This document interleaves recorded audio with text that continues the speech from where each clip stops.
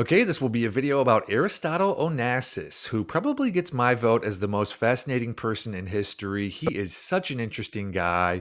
Most people know him as the guy who married Jackie Kennedy after JFK's death, but there is just so much more to him than that.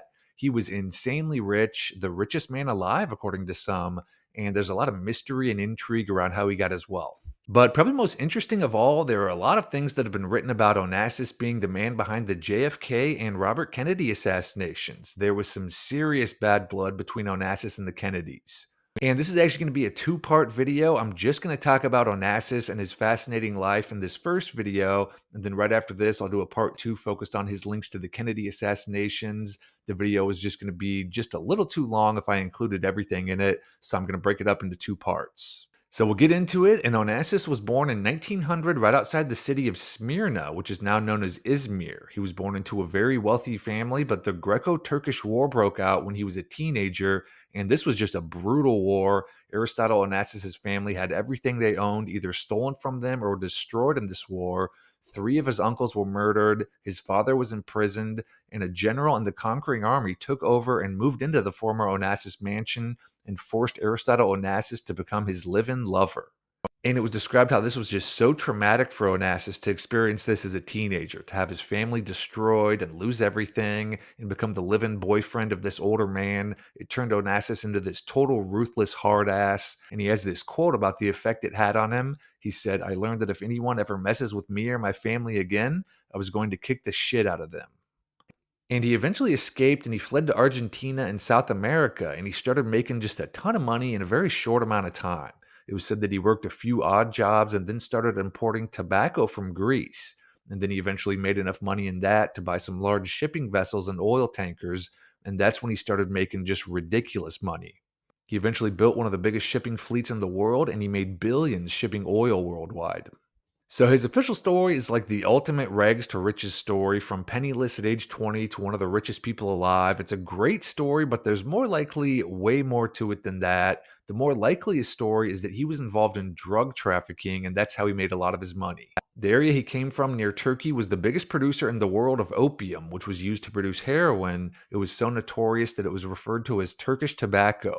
And one of the main drug trafficking routes at the time was shipping opium from this Mediterranean region to Argentina in South America, which, as I mentioned, is where Onassis just happened to move and started making all this money. And even this famous opera singer, Maria Callas, who was involved with Onassis for a long time, she even said in an interview that Onassis told her that he trafficked heroin by hiding it in his shipping vessels, and that was how he made so much money. So, regardless of how he made all this money, somehow he started making just a ton of money in his 20s and even more in his 30s and 40s. And he basically just went wild with all this money. He bought townhomes and mansions throughout the world and built a yacht that was the biggest yacht in the world at the time. It was described as the epitome of luxury.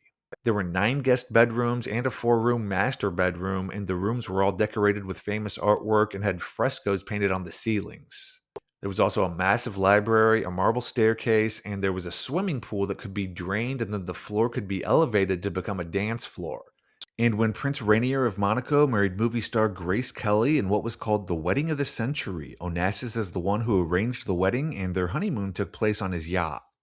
He also bought up pretty much the whole city of Monte Carlo. He eventually controlled over 1/3 of the total acreage of Monte Carlo. And it was just a quiet coastal town before Onassis, and he made all these renovations and upgrades and turned it into what was described as a playground for the rich. He had this quote about his plans for Monte Carlo. He said he planned to turn that sorry ass town into something tasty. And the crown jewel of what he owned in Monte Carlo was the Casino Monte Carlo. He bought this casino and added all these high-end luxury touches and turned it into what was regarded as the most luxurious casino in the world at the time. And he also became friends with just a ton of celebrities and powerful politicians. Here he is with Winston Churchill. John Paul Getty was a close friend of his. Greta Garbo went to his yacht a lot. Here's John Wayne on Onassis' yacht. And there were just a ton of other famous actors and actresses and politicians who spent time on his yacht. He was also one of the ultimate womanizers of all time. He was involved with just a ton of women. His first marriage was to Tina Lavanos, and he first met her when she was 14 and he was 43. And they got married when she was 17 and he was 46. So that's interesting. And he was also involved with this world famous opera singer, Maria Callas, for a long time. And obviously, he eventually married Jackie Kennedy. That wasn't until later in life that he married her. He also bought his way into just a ton of businesses. At one point, he owned controlling interests in 95 multinational businesses across 5 continents. He owned gold mining companies, a chemical company, a bunch of shipping companies. He also bought Olympic Airlines out of Greece, and he also built the 52-story Olympic Tower in New York City. So he basically just went wild with all this money he was making. But of all the purchases he made, the most interesting one was his private island, Skorpios, which was his primary residence for a long time. And his island, Skorpios, was just absolutely insane. It was 200 acres, and he bought the island when it was nothing but trees. He built 10 guest houses on the island and built 3 mansions to live in and a whole bunch of other buildings. He also imported hundreds of tons of sand and added these beautiful beaches to the waterfront. He built a greenhouse and a farm with horses. Skorpios also had a helipad with a runway for planes. And fairly recently, Skorpios re entered the news when it was learned that Jeffrey Epstein wanted to buy the island. There are a number of emails where he discusses his interest in buying Skorpios Island. Instead, the island was sold to Dmitry Rybolovlev, who was a Russian billionaire, and it was actually his daughter who bought Skorpios. She bought it in 2013. And Dmitry Rybolovlev is a really interesting guy. He's one of the richest people alive, and he was in the news a few years ago when he purchased Maison de la Mite in Palm Beach, Florida in 2008 from Donald Trump for $95 million. And when Trump later ran for president, this sale was one of the things that was held up as Russia having all this supposed influence over Trump. And another thing about Onassis is that he had some really interesting links to Nazi Germany. There's a lot of indications he was tied up with the Nazi Germans who went underground after World War II. J. Edgar Hoover ordered a report on Onassis once Onassis started making a lot of money, and the FBI's report said Onassis was associating with people who were, quote, Nazi agents and, quote, out-and-out Nazis. Hilmar Schatt was hired by Onassis to negotiate this wild deal that he was working on to ship all oil produced in Saudi Arabia on his tankers. Onassis also had a large whaling fleet that sailed the seas and murdered whales by the hundreds, and the commander of his whaling fleet was Lars Anderson. And one of Onassis's closest associates was Fritz Mandl, who ran munitions plants that used slave labor during World War II, and all 3 of these men were either jailed or fined at the Nuremberg trials for their Nazi collaborations. And obviously, there was also the fact that Onassis immigrated to South America, which it's pretty well known that there were just a ton of Nazis who immigrated to South America, set up Colonio Dignidad, and did a whole bunch of business in South America. The Onassis bloodline was also named as one of the 13 Illuminati families by Fritz Springmeier in his book Bloodlines of the Illuminati. He lists the Onassis bloodline as one of the 13 most powerful families in the world, along with families like the Rockefellers, Astors, and Gettys. Now, Fritz Springmeier claims that the Astor family imported drugs from Smyrna as far back as the 1800s, and as I mentioned, that's where Onassis' family was from. Fritz Springmeier also claimed that Onassis' father was set to be executed after he was captured, but some very powerful British friends of his intervened and they were able to spare his life. But this Onassis bloodline that was so powerful was basically destroyed in a very short amount of time in the 1970s. Aristotle Onassis had a son and a daughter, and his son Alexander was the one who would have taken over the family empire, but he died in a plane crash at only 24 years old in 1973. And this is a really suspicious plane crash. It happened just 15 seconds after the plane took off, and the aileron cables in the plane had either been installed incorrectly or sabotaged, which caused the plane to crash. Aristotle Onassis was convinced the CIA or one of his enemies had sabotaged the plane and murdered his son. And interestingly, a year before this, Aristotle Onassis' private plane crashed into the sea and killed his personal pilots when he believed his plane had been sabotaged also. Alexander's mother and Aristotle Onassis' ex-wife Tina, she was the one that he met when she was 14 and he was 43. She died of a drug overdose that may have been murder in 1974 at only 45 years old. And in March of 1975, Aristotle Onassis himself died from this brutal rare disease named myasthenia gravis, where the muscles in your body gradually lose all strength. Here's a picture of him with his eyelids taped open because the muscles in his eyes had deteriorated so much that they wouldn't stay open on their own. So in the span of about 2 years, Onassis' son, his first wife, and Onassis himself all died. And then his daughter Christina, who was his only living heir, she died in 1988 of a heart attack at only 37 years old. And her life was pretty much a train wreck. She married 4 times and battled a severe drug addiction for her whole life. Obviously, having a heart attack at 37 is pretty suspicious, although it was said that her drug problems contributed to it. And Christina had one daughter, Athena, who is still alive today. She's the one who sold Skorpios to the Russian investor. She's a competitive equestrian show jumper, but she rarely appears in public outside of that. She's the last remaining member of the Onassis bloodline, and she has no children herself, so the bloodline will probably end with her. She's been called the world's richest woman and the last Onassis. And next, I wanted to get into the Gemstone File, which talks a lot about Aristotle Onassis. So, the Gemstone File was a document written in the 1970s by a guy who claimed he was majorly connected to a group of rich, powerful people who basically ran the world.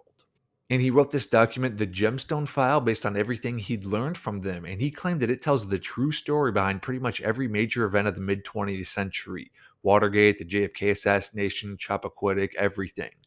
So the Gemstone File claims that Aristotle Onassis was basically the most powerful man alive. He was the biggest drug trafficker on the planet, which made him just ridiculous money and gave him so much power that he became the worldwide head of the mafia.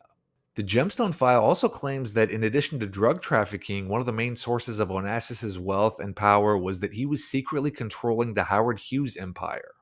And this Howard Hughes story is just the greatest story. It is the ultimate mystery. Howard Hughes was the world's most successful inventor and world's biggest celebrity at the same time during the 1940s.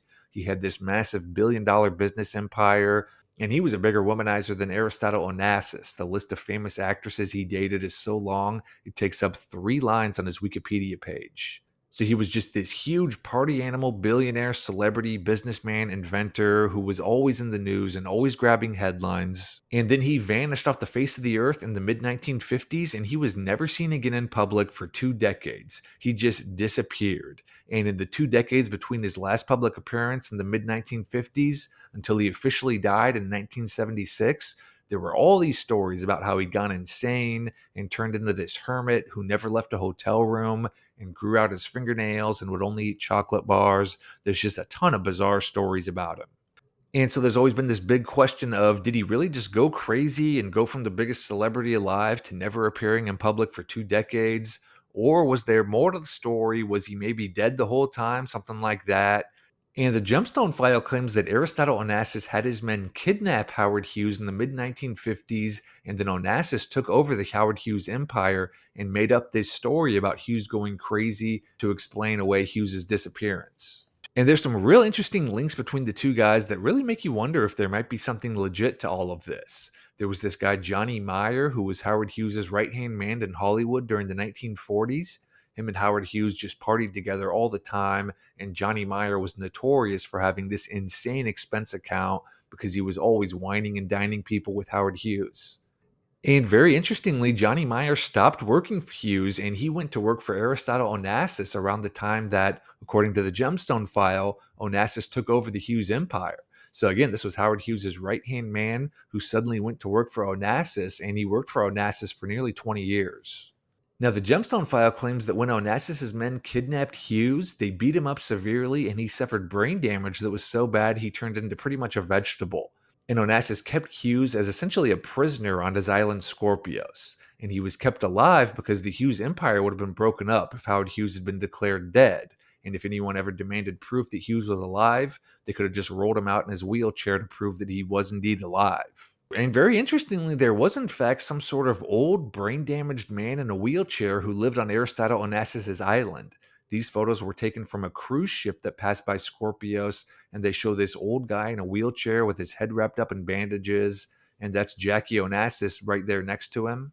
And in another magazine article, a Greek nurse named Koala Markopoulos, who worked on Skorpios, she was interviewed and she talked about this old mangled man in a wheelchair with a severe head injury who stayed on Skorpios, and it was a big mystery to everyone who this person was. She said the wheelchair man was basically brain dead and mostly just stared off and didn't communicate. She said this man was tall and Howard Hughes was 6'3". The wheelchair man had one of the worst head injuries she'd ever seen. The entire back of his head was a scarred mess, and she was one of the 3 nurses who'd been hired to bathe, feed, and take care of this crippled old man. There's also this really fascinating connection to James Bond with Onassis, because the main bad guy in a lot of the Bond movies was Ernst Stavro Blofeld, and he has just a ton of similarities to Aristotle Onassis. So Blofeld is a Greek billionaire who made all his money in the oil business, and his mother was from a family of Greek ship owners. And Onassis was a Greek billionaire who made all his money shipping oil worldwide. Blofeld lives on a private island in the Mediterranean Sea named Meraki, and he has a high-tech yacht. And Onassis lived on Skorpios, which was a private island in the Mediterranean Sea, and he had the biggest yacht in the world.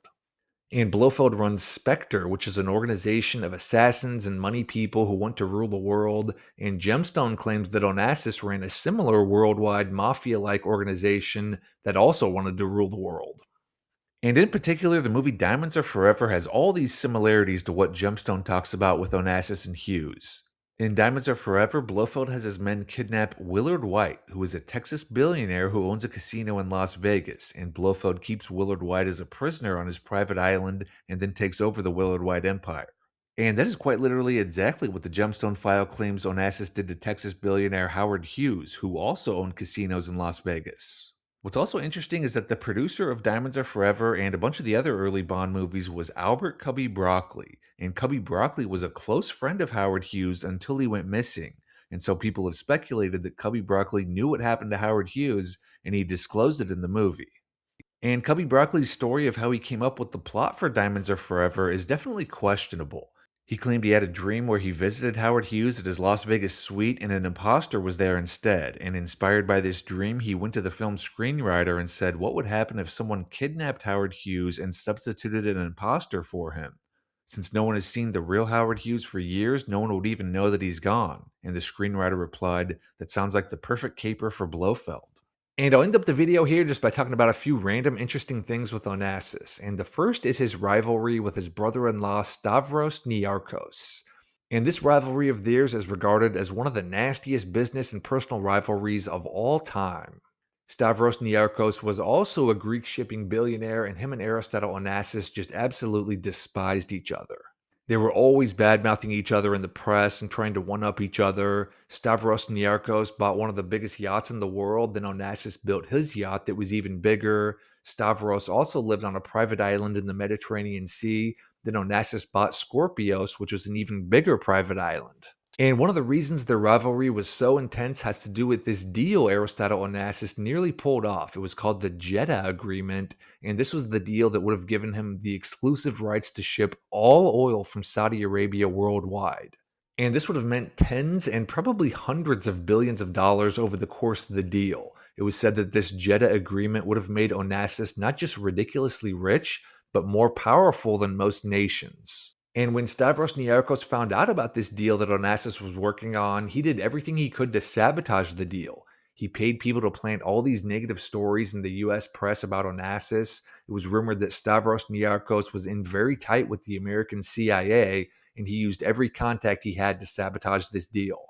Eventually, a bunch of really powerful US oil companies started boycotting Onassis because this deal would have given him so much power, and the government of Saudi Arabia backed out of the deal. And Stavros Niarchos succeeded in basically screwing Onassis out of what would have been probably the most profitable business deal of all time. And the marriages of these guys were just really crazy too, and that was another reason they hated each other so much. So Aristotle Onassis' first wife, Tina, the one that he met when she was 14 and he was 43, she was from a very prominent Greek shipping family. Her father, Stavros Lavanos, was a billionaire. And Onassis' bitter rival Stavros Niarchos married into this same family. He married Tina's older sister Eugenia. So even though they absolutely hated each other, they now became brothers-in-law. Then, after Onassis and Tina divorced, Stavros' ex-wife Eugenia died either of a drug overdose or she was murdered one night when she was alone with Stavros. There's a lot of mystery about her death. But after she died, Stavros married Onassis' ex-wife Tina, who had divorced Onassis and, as I mentioned, was the sister of Stavros Niarchos' first wife, who may have been murdered. And it was also later learned that Tina had been sleeping with Stavros while she was married to Onassis. So this whole rivalry between them was described as just a brutal hatred of each other, probably one of the nastiest rivalries of all time between billionaires. And interestingly, before he married Tina, Stavros Niarchos was also married to Henry Ford's daughter, so he was connected to some major money and power. And I'll also say that the Greek shipping industry as a whole is just wild. There is so much mystery and intrigue surrounding it. There are just a ton of ridiculously rich families and dynasties involved in Greek shipping, and there is so much mystery surrounding the industry. A lot of rumors that many of them are involved in shipping some very illegal stuff, drugs, and trafficking other things. So that's the quick rundown of Aristotle Onassis and just all the insane stuff he was involved in. It was just such a crazy life. And the craziest part is that he has some really interesting links to the assassinations of JFK and Robert Kennedy. So as I mentioned, I'm going to release a part 2 to this video where I just focus on Onassis and his rivalry with the Kennedy brothers. So be on the lookout for that. And also say real quick here that YouTube has this new hype feature, which I guess you can hype videos if you really enjoy them and it helps them to get pushed to a wider audience. So if you enjoyed this video, I would greatly appreciate it if you'd hype the video. Not sure if it'll actually have any effect or not, but I guess we'll see. So thanks for watching, and thanks again for all the support on YouTube and Patreon. Really greatly appreciate it, and we'll see you soon with the Onassis Part 2 video.